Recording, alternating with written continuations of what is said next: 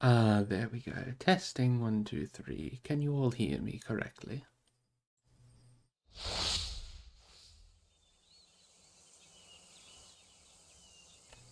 There is a cat that is currently trying to break her way into my room. Hello, Zed. Hello, Bunny. Hello, Relea. Angelica. Positronic. Artorius. And Acardi. Did I miss anyone?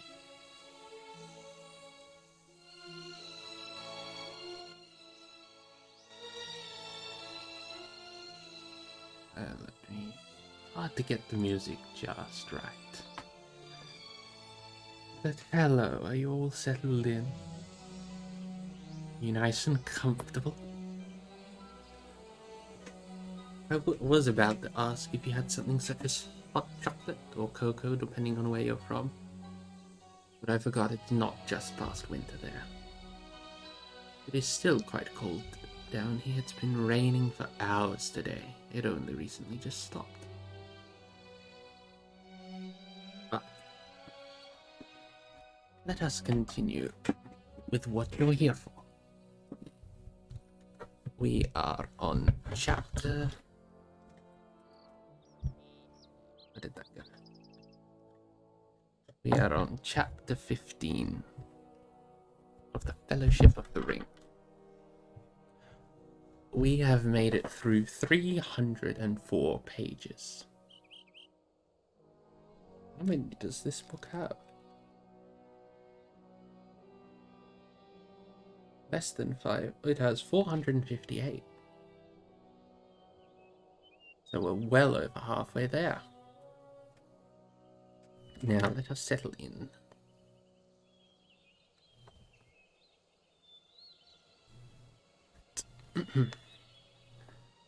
Chapter 15, The Ring Goes South. Later that day, the hobbits held a meeting of their own in Bilbo's room. Merry and Pippin were indignant when they heard that Sam had crept into the council, and had been chosen as Frodo's companion. "It is most unfair," said Pippin. "Instead of throwing him out and clapping him in chains, Elrond goes and rewards him for the cheek." "Rewards?" said Frodo. "I can't imagine a more severe punishment. You're not thinking what you are saying. Condemned to go on this hopeless journey as a reward? Yesterday I dreamed that my task was done, and I could rest here a long while, perhaps for good." "I don't wonder," said Mary, "and I wish you could. We are envying Sam, not you. If you have to go, then it will be a punishment for any of us to be left behind, even in Rivendell. We have come a long way with you, and been through some stiff times. We want to go on." "Is what I meant," said Pippin. "We hobbits ought to stick together. And we will. I shall go, unless they chain me up. There must be someone with intelligence in the party." "Then you certainly will not be chosen, Peregrine Took," said Gandalf, looking through the window, which was near the ground. "But you are all worrying yourselves unnecessarily. Nothing is decided yet." "Nothing is decided?" cried Pippin. "Then what were you all doing? You were shut up for hours." "Talking," said Bilbo. "There was a great deal of talk. Everyone had an eye-opener, even old Gandalf. I think Legolas's bit of news about Gollum caught even him on the hop, though he passed it off." "You were wrong," said Gandalf. "You were inattentive. I had already heard of it from Gwaihir, if you want to know. The only real eye-openers, as you put it, were you and Frodo, and I was the only one that was not surprised." "Well, anyway," said Bilbo, "nothing has been decided beyond choosing poor Frodo and Sam. I was afraid all the time that it might come to that. I was let off. But if you ask me, Elrond will send out a fair number. The reports come in." "They started yet, Gandalf?" "Yes," said the wizard. "Some of the scouts have been sent out already. More will go tomorrow. Elrond is sending elves, and they will get in touch with the rangers, and maybe with Thranduil's folk in Mirkwood. And Aragorn has gone with Elrond's sons.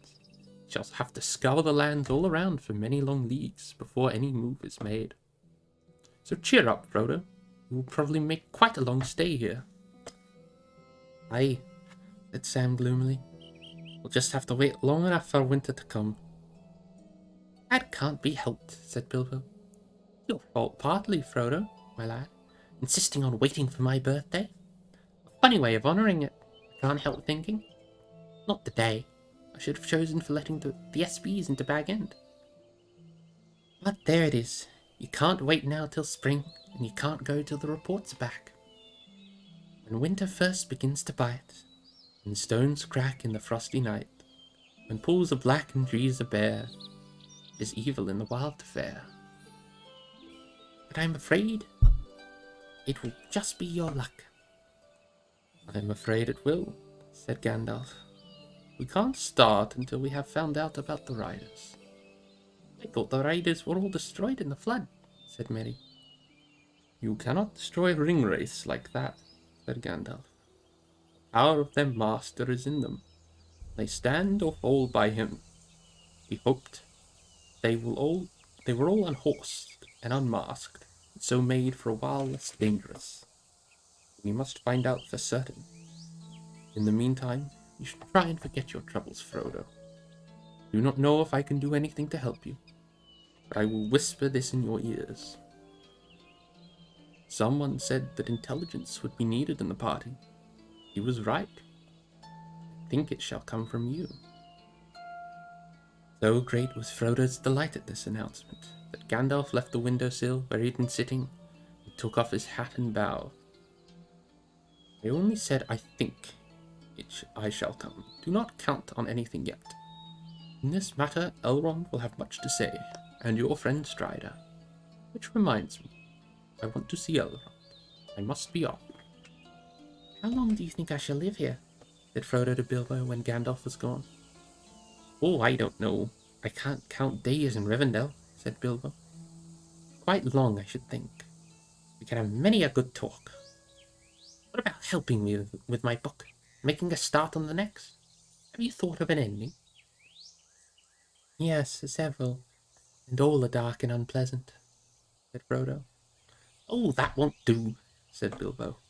Books ought to have good endings. How would this do? And they all settled down and lived together happily ever after. It will do well, if it ever comes to that, said Frodo. Huh, said Sam. Where will they live? That's what I often wonder. For a while, the hobbits continued to talk and think of the past journey, and of the perils that lay ahead. But such was the virtue of the land of Rivendell, that soon all fear and anxiety was lifted from their minds. The future, good or ill, was not forgotten, but ceased to have any power over the present. Health and hope grew strong in them, and they were content with each good day as it came, taking pleasure in every meal, and in every word and song. So the days slipped away, as each morning dawned bright and fair, and each evening followed cool and clear. But autumn was waning fast. Slowly the golden light faded to pale silver, and the lingering leaves fell from the naked trees. A wind began to blow chill from the misty mountains to the east. The hunter's moon waxed round in the night sky, and put to flight all the lesser stars. Low in the south, one star shone red. Every night as the moon waned, again, it shone brighter and brighter. Frodo could see it from his window, deep in the heavens, burning like a watchful eye that glared above the trees on the brink of the valley.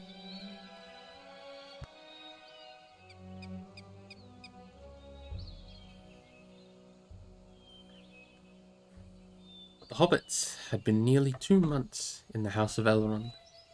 November had gone by with the last shreds of autumn, and December was passing. The scouts began to return. Some had gone north beyond the springs of the Horwell into the Ettenmoors, and others had gone west, and with the help of Aragorn and the Rangers, searched the lands far down the Grey Flood, as far as Tharbad. The old North Road crossed the river by a ruined town. Many had gone east and south, and some of these had crossed the mountains and entered Mirkwood, while others had climbed the pass at the source of the Gladden River, and had come down into the wildland and over the Gladden fields, and so at length had reached the old home of Radagast at Roscobil. Radagast was not there, and they had returned over the high pass that was called the Dimril Stair. The sons of Elrond, Eladan and Elrohir, were the last to return. They made a great journey, passing down the Silverlode into a strange country, but of their errand they would not speak to any save Elrond. In no region had the messengers discovered any signs or tidings of the riders, or other servants of the enemy. Even from the eagles of the Misty Mountains, they had learned no fresh news. Nothing had been seen or heard of Gollum. But the wild wolves were still gathering and were hunting again far up the great river. 3 of the black horses had been found at once drowned in the flooded ford. On the rocks of the rapids below it, searchers discovered the bodies of 5 more, and also a long black cloak, flashed and tattered. Of the Black Riders no trace was to be seen, and nowhere was their presence to be felt. It seemed that they had vanished from the north.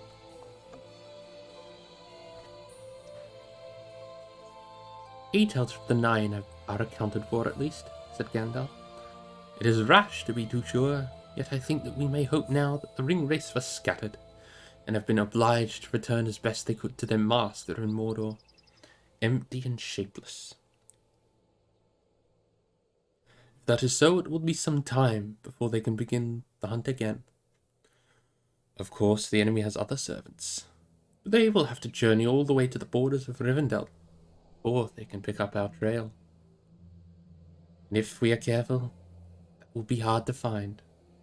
But we must delay no longer."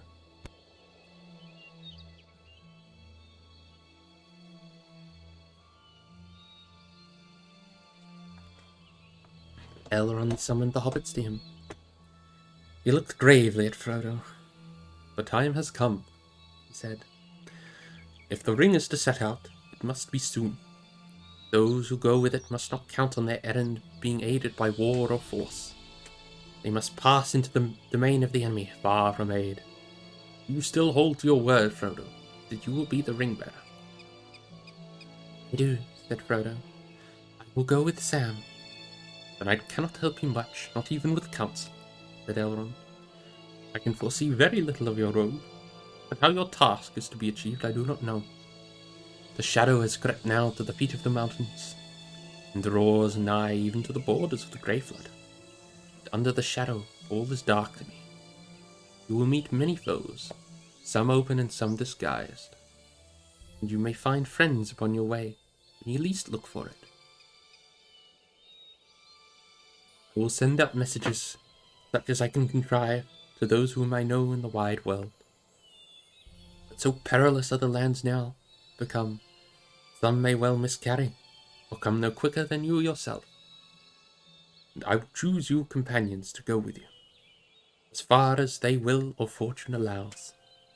The number must be few, since your hope is speed and secrecy, and a host of elves in armor of the elder days would avail little save to arouse the power of Mordor. The company of the ring shall be 9, and the 9 walkers shall be set against the 9 riders that are evil, with you and your faithful servant. Gandalf will go, for this shall be his great task, and maybe the end of his labours. For the rest, they shall represent the other 3 peoples of the world, elves, dwarves, and men. Legolas shall be for the elves, and Gimli, son of Gloin, for the dwarves. They are willing to go at least to the passes of the mountains, and maybe beyond. For men you shall have Aragorn, son of Arathorn, for the ring of Isildur concerns him closely." "Strider?" cried Frodo. "Yes," he said with a smile. "I ask leave once again to be your companion, Frodo." "I would have begged you to come," said Frodo, "only I thought you were going to Minas Tirith with Boromir." "I am," said Aragorn, and the sword that was broken shall be reforged ere I set out to war. But your road and our road lie together for many hundreds of miles. Therefore Boromir will also be in the company. He is a valiant man. There remain 2 more to be found, said Elrond. These I will consider. Of my household I may find some that it seems good to me to send. That leaves no place for us, cried Pippin in dismay. We don't want to be left behind. We want to go with Frodo. That is because you do not understand and cannot imagine what lies ahead, said Elrond. Neither does Frodo. Oh, sorry, that was Gandalf. Neither does Frodo, said Gandalf unexpectedly, supporting Pippin. Nor do any of us see clearly. It is true that if these hobbits understood the danger, they would not dare to go. They would still wish to go, or wish that they dared, and be shamed and unhappy. I think, Elrond, that in this matter it would be well to trust rather to their friendship than to great wisdom. Even you chose for us an elf lord. Even if you chose for us an elf lord, such as Glorfindel, he could not storm the Dark Tower, nor open the road to the fire by the power that is in him. You speak gravely, said Elrond, but I am in doubt. The Shire, I forebode, is not free now from the peril, and these 2 I thought to send back there as messengers, and do what they could according to the fashion of their country, to warn the people of their danger. In any case, I judged that the younger of these 2, Peregrine Took, should remain. My heart is against his going. Then, Master Elrond, you will have to lock me up in prison, or send me home tied in a sack, said Pippin, for otherwise I shall follow the company. Let it be so, then. You shall go, said Elrond, and he sighed. Now the tale of the 9 is filled. In 7 days the company must depart. Allow me just to get a quick thing of water. And Zarwin, thank you for the follow. Welcome.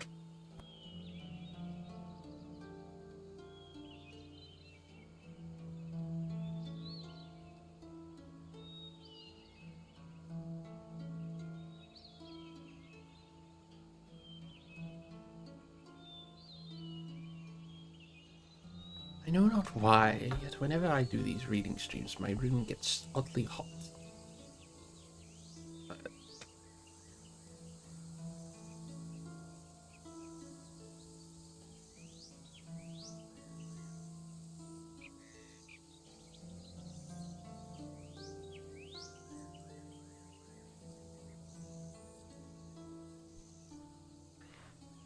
The sword of Elendil was forged anew by elvish smiths, and on its blade was traced a device of 7 stars, set between the crescent moon and the rayed sun. And about them was written many runes, for Aragorn, son of Arathorn, was going to war upon the marches of Mordor. Very bright was that sword when it was made whole again. The light of the sun shone redly in it, and the light of the moon shone cold, and its edge was hard and keen. Aragorn gave it a new name and called it Anduril, the Flame of the West. Aragorn and Gandalf walked together, or sat speaking of their road and the perils they would meet, and they pondered the storied and figured maps and books of lore that were in the house of Elrond. Sometimes Frodo was with them, but he was content to lean on their guidance, and he spent as much time as he could with Bilbo.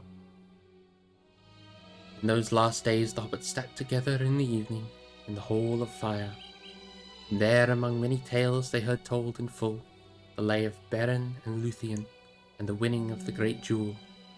But in the day, while Merry and Pippin were out and about, Frodo and Sam were to be found with Bilbo in his own small room. Then Bilbo would read passages from his book, which still seemed very incomplete. Scraps of his verses, would take notes of Frodo's adventures. In the morning of the last day, Frodo was alone with Bilbo. The old hobbit pulled out from under his bed a wooden box. He lifted the lid and fumbled inside. "Here is your sword," he said, "but it was broken, you know. I took it to keep it safe, but I've forgotten to ask if the smiths could mend it. Not now. So I thought, perhaps you would care to have this. don't you know? Took from the box a small sword in an old shabby leathern scabbard. Then he drew it, and its polished and well-tended blade glittered suddenly cold and bright. "This is Sting," he said, and thrust it with little effort deep into a wooden beam. "Take it if you like. I shan't want it again, I suspect." Frodo accepted it gratefully. "Also, there is this," said Bilbo, bringing out a parcel which seemed to be rather heavy for its size. He unwound several folds of old cloth, and held up a small shirt of mail. It was close woven of many rings, as supple almost as linen, cold as ice, and harder than steel. It shone like moonlit silver, and was studded with white gems. With it was a belt of pearl and crystal. "It is a pretty thing, isn't it?" said Bilbo, moving it in the light. "And useful. It was my dwarf mail that Thorin gave me. I got it back from Michael Delving before I started, and packed it with my luggage. I brought all the mementos of my journey away with me, except the ring. I did not expect to use this, and I don't need it now, except to look at it sometimes. You hardly feel any weight when you put it on." "Well, I don't think I should look right in it," said Frodo. "Just what I said myself," said Bilbo. "But never mind about looks. You can wear it under your outer clothes. Come on, you must share the secret with me. Don't tell anybody else, but I should feel happier if I knew you were wearing it. I fancy would turn even the knives of the Black Riders," he ended in a low voice. "Very well, I will take it," said Frodo. Bilbo put it on him and fastened Sting upon the glittering belt. And then Frodo put over the top of his old weather-stained breeches, tunic, and jacket. "Just a plain hobbit you look," said Bilbo. "There is more about you now than appears on the surface. Good luck to you." He turned away and looked out the window, trying to hum a tune. "I cannot thank you as I should, Bilbo, for this and for all your past kindnesses," said Frodo. "Oh, don't try," said the old hobbit, turning around and slapping him on the back. "Ow!" he cried. "You are too hard now to slap. But there you are. Hobbits must stick together, and especially Bagginses. All I ask in return is, take as much care of yourself as you can, and bring back all the news you can, and any old songs and tales you can come by. I'll do my best to finish my book before you return. I should like to write the second book, if I am spared." He broke off and turned to the window again, singing softly. "Sit beside the fire and think of all that I have seen, of meadow flowers and butterflies in summers that have been, of yellow leaves and gossamer in autumns that there were, of morning mist and silver sun and wind upon my hair. I sit beside the fire and think of how the world will be when winter comes without a spring that I shall ever see. But still there are so many things that I have never seen. In every wood and every spring there is a different green. I sit beside the fire and think of people long ago, and people who will see a world that I shall never know. But all the while I sit and think of times there were before. I listen for returning feet and voices at the door." It was a cold, grey day near the end of December. The east wind was streaming through the bare branches of the trees, seething in the dark pines on the hills. Ragged clouds were hurrying overhead, dark and low. As the cheerless shadows of the early evening began to fall, the company made ready to set out. They were to start at dusk, but Elrond counselled them to journey under cover of night as often as they could, until they were far from Rivendell. "You should fear the many eyes of the servants of Thaurin," he said.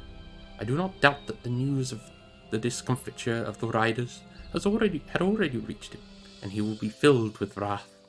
Soon now his spies on foot and wing will be abroad in the northern lands. Even of the sky above you must beware as you go on your way." Give me another minute. You have a victory.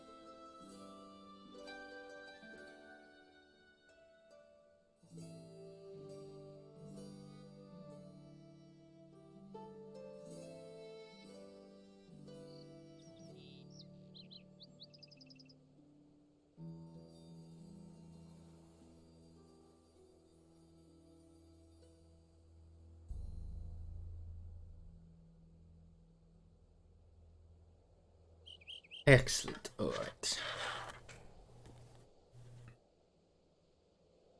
Where were we? Oh, I think I lost the page. One moment.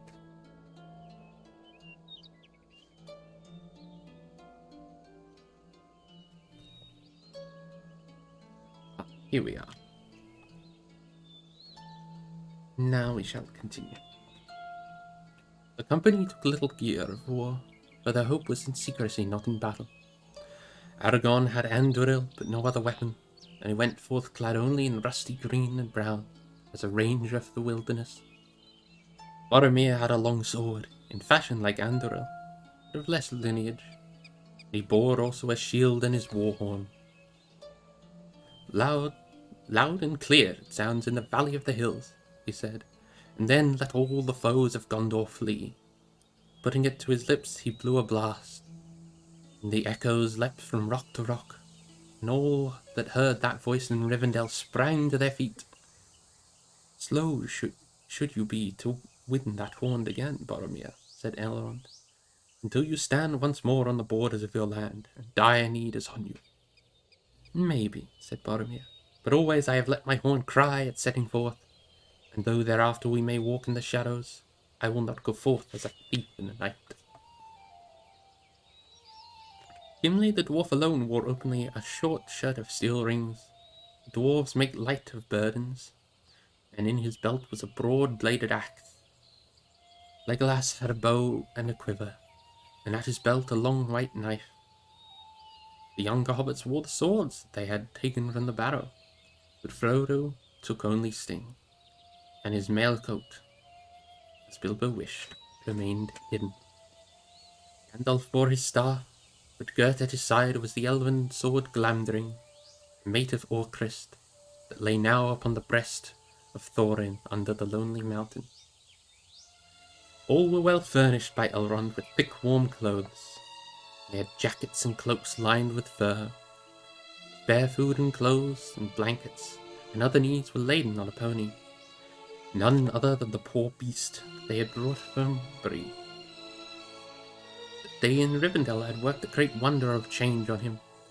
He was glossy and seemed to have the vigor of youth. It was Sam who had insisted on choosing him, declaring that Bill, as he called him, would pine if he did not come. Animal can nearly talk, he said, and would talk if he stayed here much longer. Gave me a look as plain as Mr. Pippin could speak. If you don't want to let me go with you, Sam, I'll follow you on my own. So Bill was going as the beast of burden, yet he was the only member of the company that did not seem depressed. Their farewells had been said in the great hall by the fire. They were only waiting now for Gandalf, who had not yet come out of the house. A gleam of firelight came from the open doors, and soft lights were glowing in many windows. Bilbo, huddled in a cloak, stood silent on the doorstep beside Frodo. Aragorn sat with his head bowed to his knees. Only Elrond knew fully what this hour meant to him. The others could be seen as grey shapes in the darkness. Sam was standing by the pony, sucking his teeth and staring moodily into the gloom, where the river roared stonily below. His desire for adventure was at its lowest ebb. Bill, my lad, he said, you oughtn't to have took up with us. You could have stayed here, and at the best hay till the new grass comes. Bill swished his tail, and said nothing. Sam eased the pack on his shoulders, and went over anxiously, in his mind, all the things that he had stowed in it, wondering if he had forgotten anything. His chief treasure, his cooking gear, and the little box of salt that he always carried and refilled when he could. A good supply of pipeweed, but not near enough, I'll warrant. Flint and tinder, wooden hose, linen, various small belongings of his master's that Frodo had forgotten, and Sam had stowed to bring them out in triumph when they were called for. He went through them all. "Oh," he muttered, "no rope, and only last night you said to yourself, 'Sam, what about a bit of rope?' You'll want it if you haven't got it. Well, I'll want it, I can't get it now." At that moment Elrond came out with Gandalf, and he called the company to him. "This is my last word," he said in a low voice. "The ring-bearer is setting out on the quest, Mount Doom. On him alone is any charge laid, neither to cast away the ring, nor to deliver it to any servant of the enemy, nor indeed to let any handle it, save members of the company and the council, and only then in the gravest need. The others go with him as free companions to help him on his way. You may tarry or come back, turn aside into other paths as chance allows. The further you go, the less easy will it be to withdraw, yet no oath or bond is laid on you to go further than you will. For you do not yet know the strength of your hearts. You cannot foresee what each may meet upon the road. Faithless is he that says farewell when the road darkens, said Gimli. Maybe, said Elrond, but let him not vow to walk in the dark, who has not yet seen the nightfall. Yet sworn word may strengthen quaking heart, said Gimli. Or break it, said Elrond. Look not too far ahead, but go now with good hearts. Farewell, and may the blessing of the elves and men, but all free folk go with you. May the stars shine upon your faces. Good luck, cried Bilbo, stuttering the cold. I don't suppose you will be able to keep a diary, Frodo, my lad. I shall expect a full account when you get back. Don't be too long. Well. All good, Angelica. I hope you have a lovely sleep. Many others of Elrond's household stood in the shadows and watched them go, bidding them farewell with soft voices. There was no laughter and no song or music. At last they turned away and faded silently into the dusk. They crossed the bridge and wound slowly up the long, steep path that led out of the cloven vale of Rivendell. And they came at length to the high moor, where the wind hissed through the heather. And then, with one glance at the last lonely house, twinkling below them, they strode away into the far midnight. Ford of Brunn, they left the road, and in turning southwards, went on by narrow paths along the folded lands. Their purpose was to hold this course west of the mountains, for many miles and days. The country was much rougher and more barren than in the green vale, the great river and the wildland, on the other side of the range, and their going would be slow. They hoped in this way to escape the notice of unfriendly eyes. The spies of Sauron had hitherto seldom been seen in this empty country, and the paths were little known except to the people of Elrond.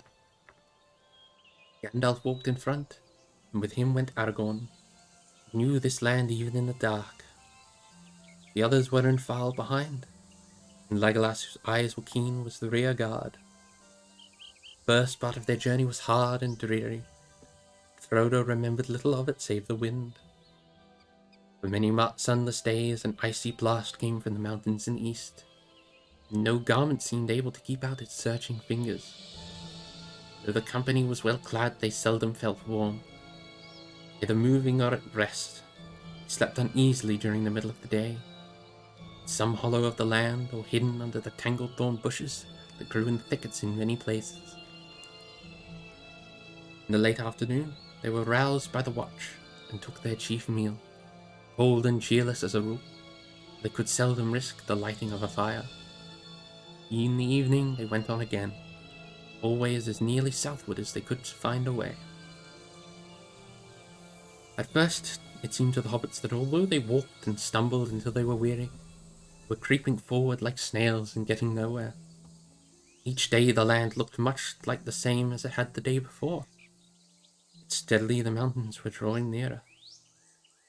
South of Rivendell they rose even higher, and bent westwards. About the feet of the main range it was tumbled an ever wider land of bleak hills and deep valleys filled with turbulent waters. Paths were few and winding, and led them often to the edge of some sheer fall, or down into treacherous swamps. They had been a fortnight on the way when the weather changed. The wind suddenly fell and then veered round to the south.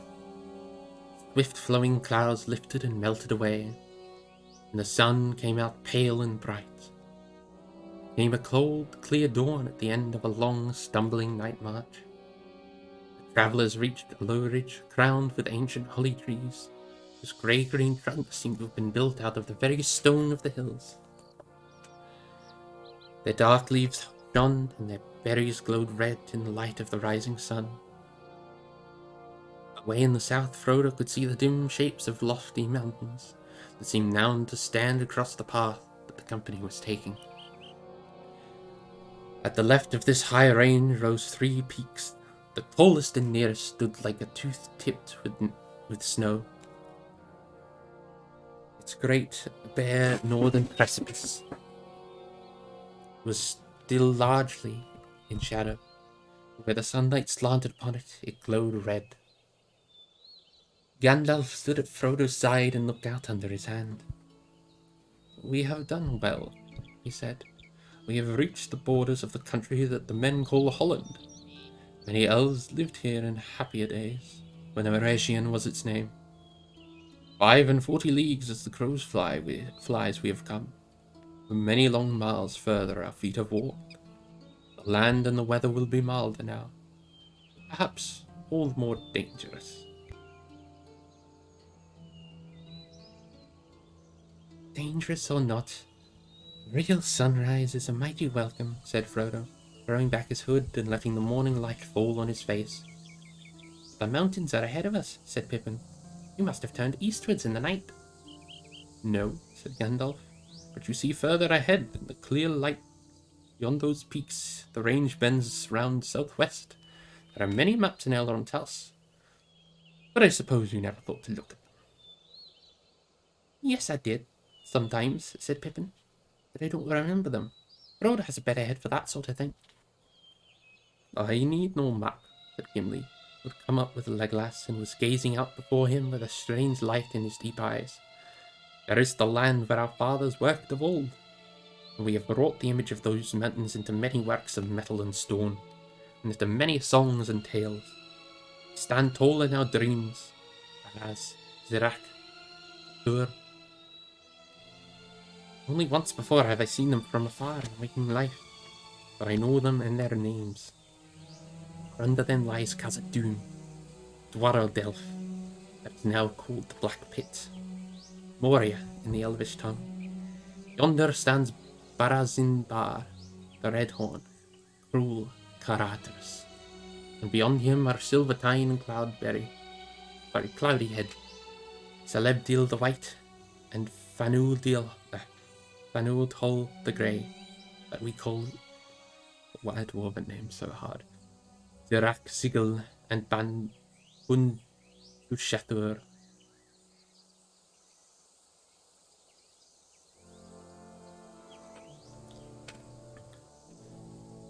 There the misty mountains divide, and between their arms lies the deep-shadowed valley, which we cannot forget.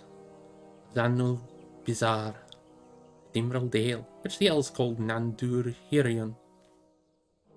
"It is for the Dimral Dale that we are making," said Gandalf. "If we climb the pass that is called the Red Horn Gate, under the far side of Caradhras, we shall come down by the Dimral Stair into the deep vale of the elves. There lies the Miramir, and there the river Silverlode rises in its icy springs." "Dark is the waters of Keled Zaram," Gimli, "and cold are the springs of Kibil Nala. My heart trembles at the thought that I may see them soon." "May you have joy at the sight, my good dwarf," said Gandalf. "But whatever you do, we at least cannot stay in that valley. We must go down the Silverlode into the secret woods, and so to the great river, and then—" He paused. "Yes, and where then?" asked Merry. "To the end of the journey, in the end," said Gandalf. "We cannot look too far ahead. Let us be glad that the first stage is safely over. I think we will rest here, not only today but tonight as well. There is a wholesome air about Holland. Much evil must befall a country before it wholly forgets the elves, once they dwell here." "That is true," said Legolas, "but the elves of this land were of a race strange to us of the Sylvan folk, and the trees and the grass do not remember them. Only I hear the stones lament them. Deep they delved us, Fair they wrought us, high they builded us, but they are gone, they are gone. They sought the havens long ago. That morning they lit a fire in a deep hollow, shrouded by great bushes of holly, and their supper breakfast was merrier than it had been since they set out. They did not hurry to bed afterwards. They expected to have all night to sleep in, and they did not mean to go on again until the evening of the next day. Only Aragorn was silent and restless. After a while he left the company and wandered onto the ridge. There he stood in the shadow of a tree, looking out southwards and westwards, with his head poised as if he was listening. Then he returned to the brink of the dell, and looked down at the others laughing and talking. "What is the matter, Strider?" Mary called. "What are you looking for? Do you miss the east wind?" "No, indeed," he answered, "but I miss something. I've been in the country of Holland in many seasons. No folk dwell here now, and many other creatures live here at all times, especially birds. But now all things but you are silent. I can feel it. There is no sound for miles about us, and your voices seem to make the ground echo. I do not understand it." Gandalf looked up with sudden interest. "What do you guess is the reason?" he asked. "Is there more in it than surprise to seeing 4 hobbits, not to mention the rest of us, where people are so seldom seen or heard?" "I hope it is that," answered Aragorn, "but I have a sense of watchfulness and of fear that I have never had here before." "And we must be more careful," said Gandalf. "If you bring a ranger with you, it is well to pay attention to him, especially if the ranger is Aragorn. You must stop talking aloud, rest quietly, and set the watch." It was Sam's turn that day to take the first watch. Aragorn joined him. The others fell asleep, and the silence grew until even Sam felt it. The breathing of the sleepers could be plainly heard. The swish of the pony's tail, and the occasional movements of its feet became loud noises.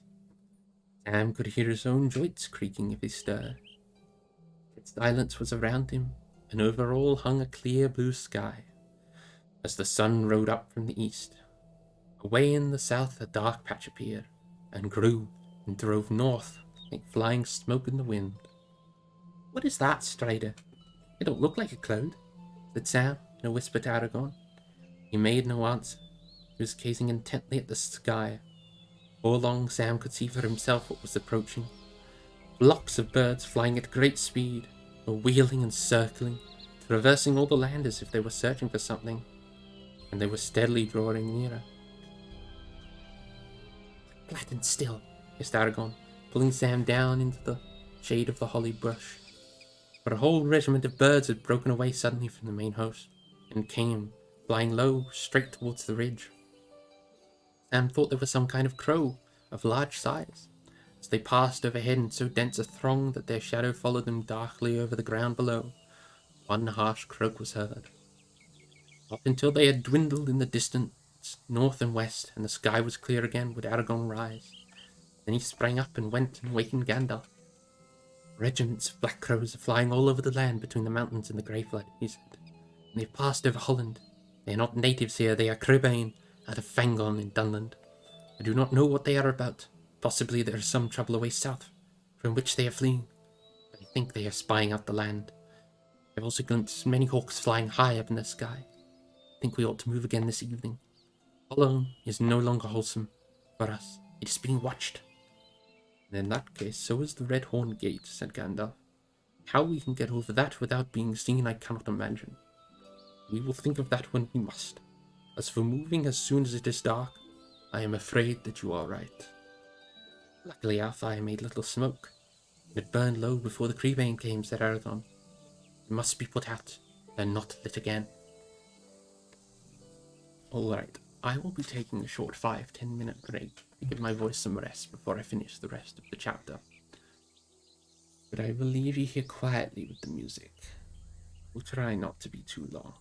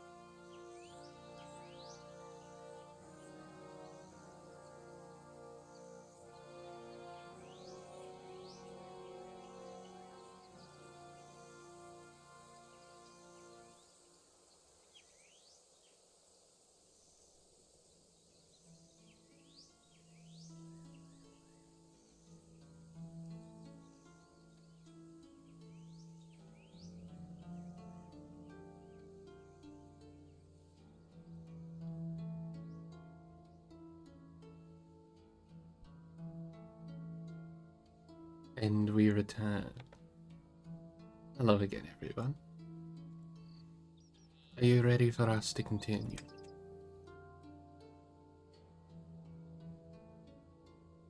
And Var, thank you for the gift sub. That was very sweet of you.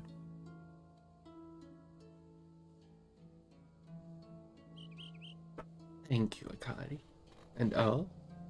Well, I apologize, Zed. I didn't realize this was a horror stream. Tell Staffy that she's the best. I'll pass it on, but you know how she is. That little girl will refuse any compliment you give her. Oh? I didn't realize you were talking in your own ears, Zed. But now, let us get back to it.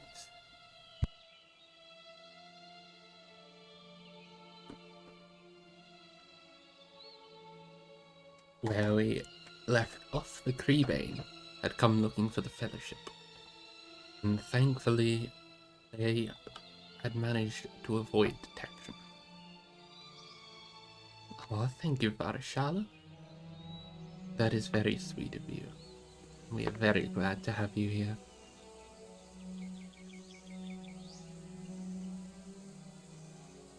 All right. That isn't plague and a nuisance, said Pippin.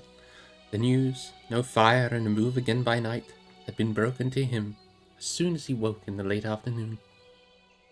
All because of a pack of crows. I'd looked forward to a real good meal tonight, something hot. Well, you can go on looking forward, said Gandalf. There may be many unexpected feasts ahead for you. For myself, I should like a pipe to smoke in comfort, and warmer feet. However, we are certain of one thing at any rate. It will get warmer as we go south. Too warm, I shouldn't wonder, muttered Sam to Frodo. But I'm beginning to think it's time we got a sight of that fiery mountain. It's all the end of the road, so to speak. I thought at first that this here Redhorn, whatever its name might be, till Gimli spoke his piece. Hey, a jawcracker, dwarf language must be. Maps conveyed nothing to Sam's mind, and all distances in these strange lands seemed so vast that he was quite out of his reckoning. All that day the company remained in hiding. The dark birds passed over now and again. As the westering sun grew red, they disappeared southwards. At dusk the company set out, and turning now east, they steered their course towards Caradhras. Far away still glowed faintly red in the last light of the vanished sun. One by one the white stars sprang forth as the sky faded. Guided by Aragorn, they struck a good path. It looked to Frodo like the remains of an ancient road that had once been broad and well planned, from Holland to the mountain pass. The moon, now at full, rose over the mountains and cast a pale light in which the shadows of stones were black. Many of them looked to have been worked by hands, though now they lay tumbled and ruinous in a bleak, barren land. It was the cold, chill hour before the first stir of dawn, and the moon was low. Frodo looked up at the sky. Suddenly he saw or felt a shadow pass over the high stars, as if for a moment they faded and flashed out again. He shivered. Did you see anything pass over us? He whispered to Gandalf, who was just ahead. No, but I felt it, whatever it was, he answered. It may be nothing, only a whispered thin cloud. It was moving fast then, muttered Aragorn, and not with the wind. Nothing further happened that night. The next morning dawned even brighter than before. The air was chill again. Already the wind was turning back towards the east. 2 more nights they marched on, climbing steadily but ever more slowly as their road wound up into the hills, and the mountains towered up nearer and nearer. On the 3rd morning Caradhras rose before them, a mighty peak tipped with snow like silver, but with sheer naked sides, dull as red as if stained with blood. There was a black look in the sky, and the sun was wan. The wind had gone now round to the northeast, and Gandalf sniffed the air and looked back. Winter deepens behind us, he said quietly to Aragorn. The heights away north are whiter than they were. Snow is lying far down their shoulders. Tonight we shall be on our way high upwards, up towards the Red Horn Gate. We may well be seen by watchers on that narrow path, and waylaid by some great evil. But the weather may prove a more deadly enemy than any. What do you think of your course now, Aragorn?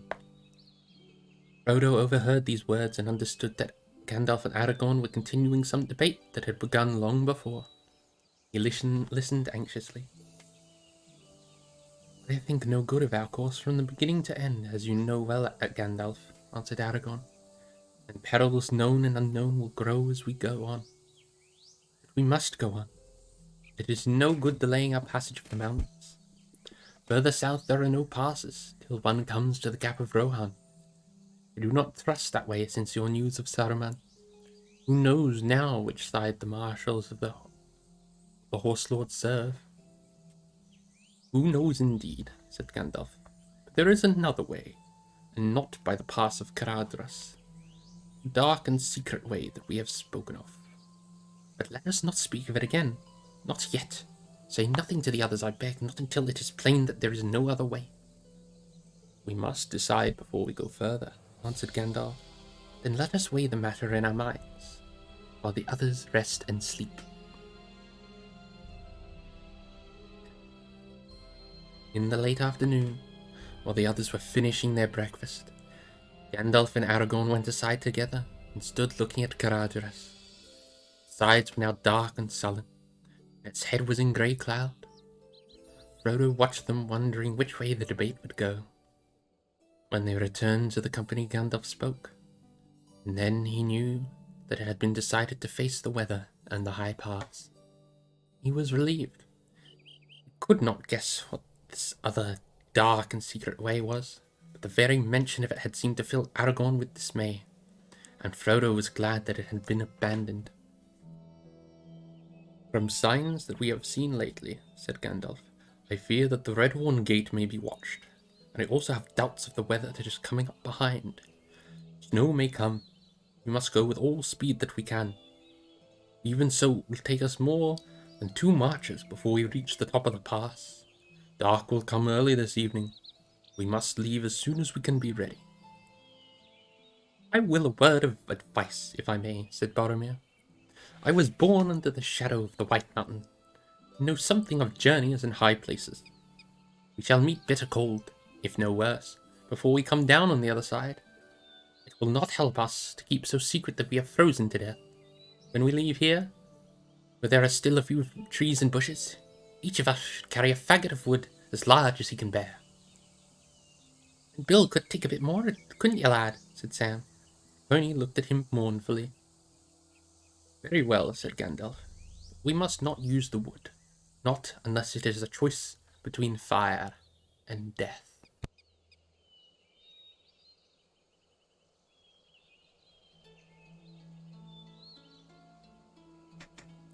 The company set out again, with good speed at first, but soon their way became steep and difficult. The twisting and climbing road had in many places almost disappeared, and was blocked with many fallen stones. The night grew deadly dark under great clouds. A bitter wind swirled among the rocks. By midnight they had climbed to the knees of the great mountains. The narrow path now wound under a sheer wall of cliffs to the left, above which the grim flanks of Caradhras towered up invisible in the gloom.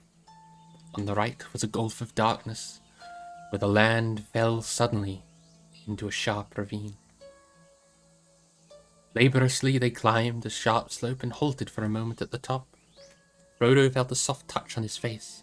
He put out his arm and saw the dim white flakes of snow settling on his sleeve.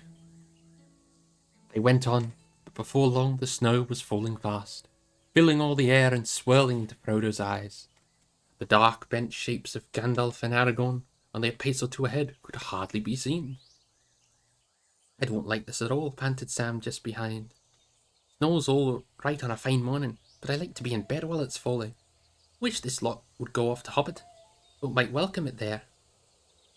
Except on the high moors of the North Farthing. Heavy fall was rare in the Shire, and was regarded as a pleasant event, a chance for fun. No living hobbit, save Bilbo, could remember the fell winter of 1311, when white wolves invaded the Shire of the frozen Brandywine.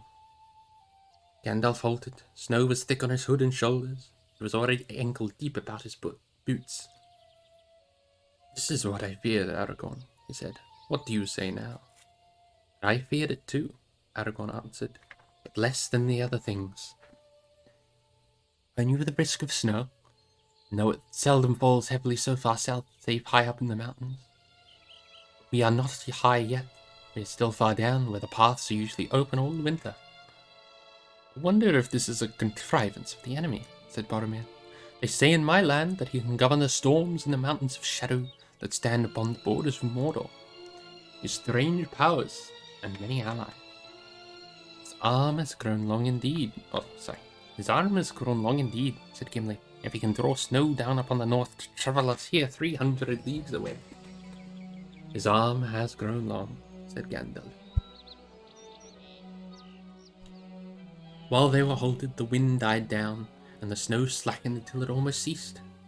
They tramped on again, but they had not gone more than a furlong when the storm returned with fresh fury. The wind whistled, and the snow became a blinding blizzard. Soon even Boromir found it hard to keep going. The hobbits spent nearly double, toiled along behind the taller folk, but it was plain they could not go much further, if the snow continued. Frodo's feet felt like lead. Pippin was dragging behind. Even Gimli, as stout as any dwarf could be, was grumbling as he trudged. The company halted suddenly, as if they had come to an agreement without any words being spoken. They heard eerie noises in the darkness around them. It may have been only a trick of the wind in the cracks and gullies of the rocky wall. The sounds were those of shrill cries and wild howls of laughter. Stones began to fall from the mountainside, whistling over their heads or crashing on the path beside them. Every now and again they heard a dull rumble, as a great boulder rolled down from the heights above. "We can go no further tonight," said Boromir. "Let those call at the wind who will. There are fell voices on the air, and these stones are aimed at us." "I too call at the wind," said Aragorn, "but that does not make what you say untrue. There are many evil and unfriendly things in the world that have little love for those that go on two legs, and yet are not in league with Sauron, but have purposes of their own. Some have been in this world longer than he." "Caradhras was called the Cruel, and had an ill name," said Gimli. "Long years ago, when the rumour of Sauron had not been heard in these lands." "It matters little who the enemy is, if we cannot beat off his attack," said Gandalf. "But what can we do?" cried Pippin miserably. He was leaning on Merry and Frodo, and was shivering. "Either stop where we are, or go back," said Gandalf. "It is no good to go on. Only a little higher, if I remember rightly. This path leaves the cliff, runs into a wide, shallow trough at the bottom of a long, hard slope. We should have no shelter there from snow or stones, or anything else." "And it is no good to go back while the storm holds," said Aragorn. "We have passed no place on the way that offered more shelter than this cliff wall we are under now." "Shelter," muttered Sam. "If this is shelter, then one wall and no roof make a house." The company now gathered together as close to the cliff as they could. Faced southwards, and near the bottom it leaned out a little, so that they hoped it would give them some protection from the northerly wind and from the falling stones. Dying blasts swirled round them from every side, and the snow followed down even in denser clouds. They huddled together with their backs to the wall. Bill the pony stood patiently but dejectedly in front of the hobbits and screened them a little. But before long the drifting snow was above his hocks, and it went on mounting. If they had no larger companions, the hobbits would soon have been entirely buried. Great sleepiness came over Frodo, but he felt himself sinking fast into a warm and hazy dream. He thought a fire was heating his toes, and out of the shadows on the other side of the hearth he heard Bilbo's voice speaking. "I don't think much of your diary," he said. "Snowstorms on January the 12th. There was no need to come back to report that." "But I wanted to rest and sleep, Bilbo," Frodo answered with an effort, and he felt himself shaken, and he came back painfully to wakefulness. Boromir had lifted him off the ground out of a nest of snow. "This will be the death of the halflings, Gandalf," said Boromir. "It is useless to sit here until the snow goes over our heads. We must do something to save ourselves." "Give them this," said Gandalf, searching in his pack and drawing out a leathern flask. "Just a mouthful each, for all of us. It is very precious. It is Mirror, the cordial of Imladris. Elrond gave it to me at our parting. Pass it round." As soon as Frodo had swallowed a little of the warm and fragrant liquor, he felt a new strength of heart, and the heavy drowsiness left his limbs. The others also revived, and found fresh hope and vigour. The snow did not relent. It whirled about them thicker than ever, and the wind blew louder. "What do you say to fire?" asked Boromir suddenly. "The choices seem now near between fire and death, Gandalf. Doubtless we shall be hidden from all unfriendly eyes when the snow has covered us. That will not help us." "You may make a fire if you can," answered Gandalf. "If there are any watchers that can endure this storm, then they can see us, fire or no." Though they had brought wood and kindling, by the advice of Boromir, it passed the skill of elf or even dwarf to strike a flame that would hold amid the swirling wind, or catch on the wet fuel. At last, reluctantly, Gandalf himself took a hand. Picking up a faggot, he held it aloft for a moment, and then with a word of command, "Naur an Edreath Haman," he thrust the end of his staff into the midst of it. At once a great spout of green and blue flame sprang out, and the wood flared and sputtered. "If there are any to see, then I at least am revealed to them," he said. "I have written Gandalf is here in signs that all can read from Rivendell to the mouths of the Anduin." But the company cared no longer for watchers or unfriendly eyes. Their hearts were rejoiced to see the light of the fire. The wood burned merrily, and though all round it the snow hissed, the pools of slush crept under their feet, they warmed their hands gladly at the blaze. There they stood, stooping in a circle round the little dancing and glowing flames. The red light was on their tired and anxious faces. Behind them the night was like a black wall. But the wood was burning fast, and the snow still fell.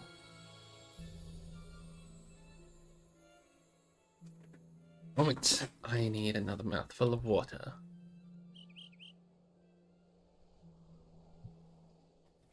The fire burned low and the last faggot was thrown on. "The night is getting old," said Aragorn. "The dawn is not far off." "Any dawn can pierce through these clouds," said Gimli. Boromir stepped out of the circle and stared up into the blackness. "The snow is growing less," he said, "and the wind is quieter." Frodo gazed wearily at the flakes still falling out of the dark, to be revealed for a moment in the light of the dying fire. For a long time he could see no sign of their slackening. Then suddenly, as sleep was beginning to creep over him again, he was aware that the wind had indeed fallen, and the flakes were becoming larger and fewer. Very slowly a dim light began to grow. At last the snow stopped altogether. As the light grew stronger, it showed a silent, shrouded world. Below their refuge were white humps and domes, and shapeless deeps beneath which the path they had trodden was altogether lost. The heights above were hidden in great clouds, still heavy with the threat of snow. Gimli looked up and shook his head. "Caradhras has not forgiven us," he said. "He has more snow yet to fling at us, if we go on. The sooner we go back and down, the better." So this all agreed, but their retreat was now difficult. It might well prove impossible. Only a few paces from the ashes of their fire, snow lay many feet deep, higher than the heads of the hobbits. In places it had been scooped and piled by the wind into great drifts against the cliff. "If Gandalf would go before us with a bright flame, he might melt a path for you," said Legolas. The storm had troubled him little, and he alone of the company remained still light of heart. "If elves could fly over mountains, they might fetch the sun to save us," answered Gandalf. "But I must have something to work on. I cannot burn snow." "Well," said Boromir, "when heads are at a loss, bodies must serve, as we say in my country. The strongest of us must seek a way. See, Though all is now snow-clad, our path as we came up turned about that shoulder of rock down yonder. It was there that snow first began to burden us. If we can reach that point, maybe it would prove easier beyond. It's no more than a furlong off, I guess. Then let us force a path thither, you and I, said Aragon.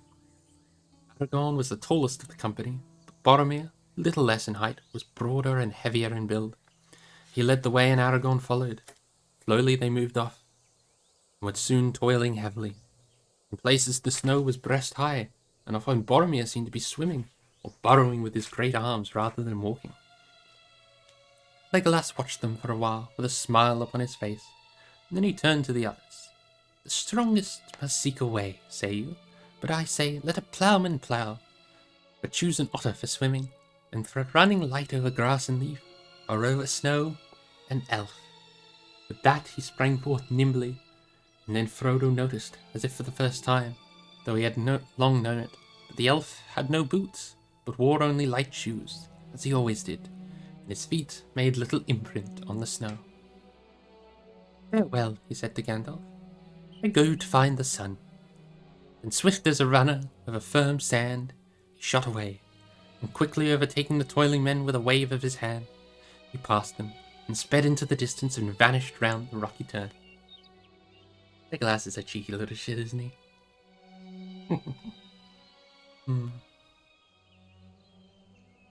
The others waited huddled together, watching till Boromir and Aragorn dwindled into black specks in the whiteness. At length they too passed from sight. Time dragged on, the clouds lowered, and now a few flakes of snow came curling down again. An hour, maybe, went by, though it seemed far longer, and then at last they saw Legolas coming back. At the same time, Boromir and Aragorn reappeared around the bend far behind him, and came labouring up the slope. Well, cried Legolas as he ran up, I have not brought the sun. She is walking in the blue fields of the south, and a little wreath of snow on this red-horn hillock troubles her not at all.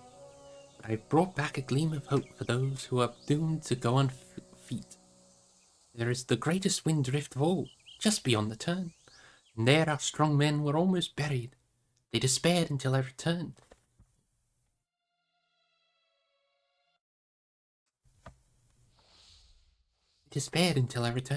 And told them that the drift was less wider than a wall, and on the other side the snow suddenly grows less, while further down it is no more than a white coverlay to cool the hobbit's toes. Ah, it is as I said it, growled Gimli. It was no ordinary storm. It is the ill will of Caradhras. He does not love elves and dwarves, and that drift was laid to cut off our escape.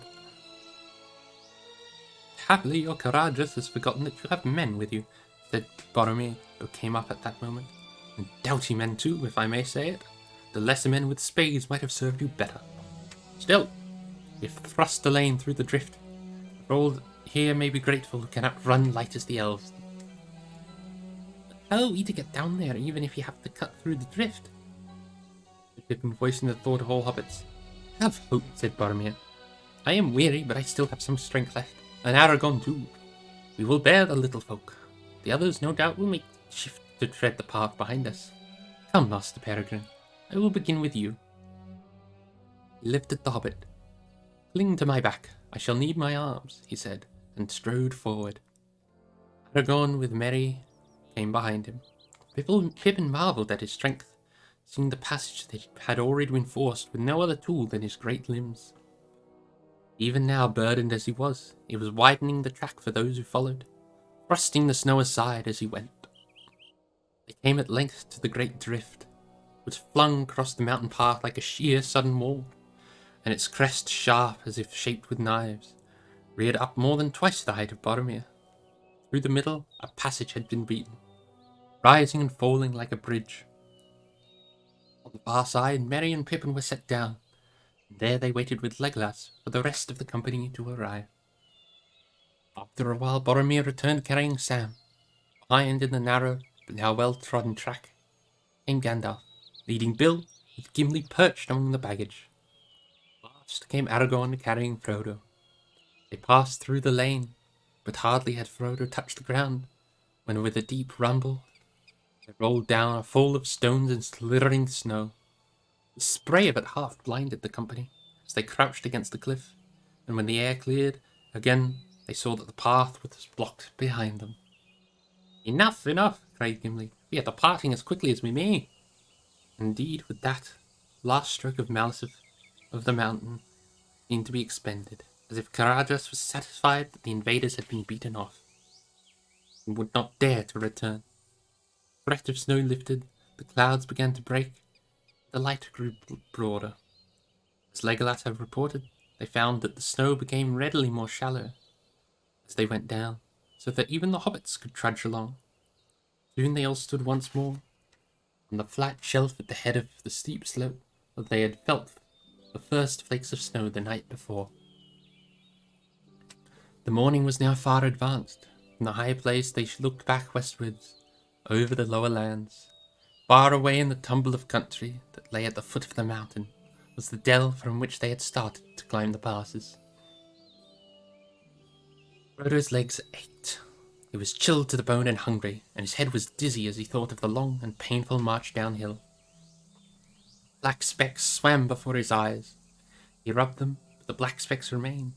In the distance below him, but still high above the lower foothills, dark dots were circling the air. Birds again, said Aragorn, pointing down. That cannot be helped now, said Gandalf. Whether they are good or evil, or have nothing to do with us at all. We must go down at once. Even on the knees of Caradhras will we wait for another nightfall. Cold wind flowed down behind them as they turned their backs on the Redhorn Gate and stumbled wearily down the slope. Caradhras defeated them. And that is the end of chapter 50.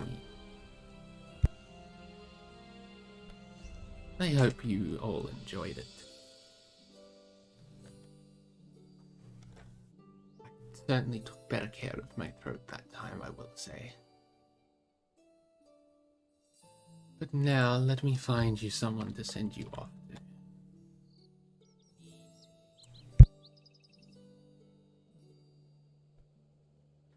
It was truly no problem. I'm just glad you enjoyed yourself. Aha! I know just who to send you to. Please stick around at least for the raid. You get free channel points if you do. And I want to surprise this adorable kitsune.